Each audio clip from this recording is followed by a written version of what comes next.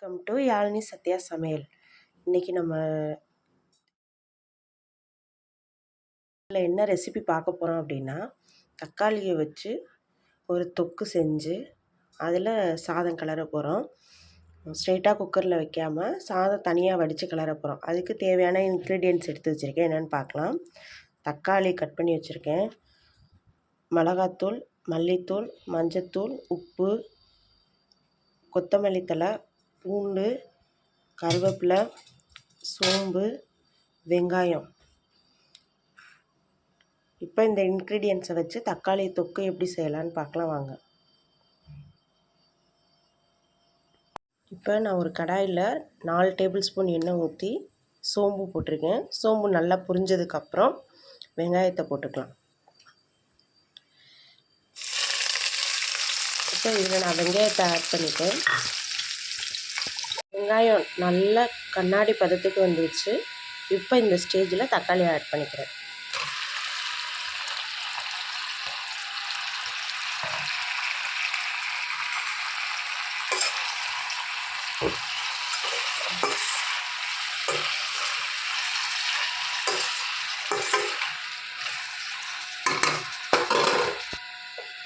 இப்போ இதில் எடுத்து வச்சுருக்க பூண்டை ஆட் பண்ணிவிட்டு கருவேப்பிலையை போட்டு ஒரு 2 நிமிஷம் அந்த தக்காளி வதங்குற வரைக்கும் மூடி வச்சிடலாம். தக்காளி நல்லா வதங்கி வந்துட்டுருக்கு. இப்போ இந்த ஸ்டேஜில் மிளகாத்தூள், மல்லித்தூள் இதெல்லாமே ஆட் பண்ணிக்கலாம். இப்போ இதை நல்லா கிளறி விட்டுக்கலாம். கிளறிட்டு மீண்டும் ஒரு 2 நிமிஷம் அதை அப்படியே மூடி வச்சுருவோம். நல்லா வதங்கட்டும் தக்காளி.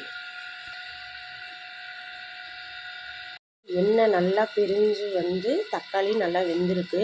இப்போ இந்த ஸ்டேஜில் நம்ம எடுத்து வச்சுருக்க மல்லித்தலையை இதில் தூவி நம்ம இறக்கிடுவோம். இப்போ நமக்கு சுவையான தக்காளி தொக்கு ரெடி. சாதம் ஒரு பக்கம் குக்கரில் வச்சுருக்கேன். வெந்ததுக்கு அப்புறமாட்டி இந்த தக்காளி தொக்கில் சாதத்தை போட்டு கிளறிடலாம். ரெடி ஆயிடுச்சு. அந்த சாதத்தை இந்த தொக்கு கூட போட்டு கிளறிடலாம். நமக்கு சுவையான தக்காளி தொக்கு வச்சு ஒரு சாதம் ரெடி. மறக்காமல் யாழினி சத்யா சமையலை லைக் பண்ணுங்கள், ஷேர் பண்ணுங்கள், சப்ஸ்கிரைப் பண்ணுங்கள். தேங்க்யூ.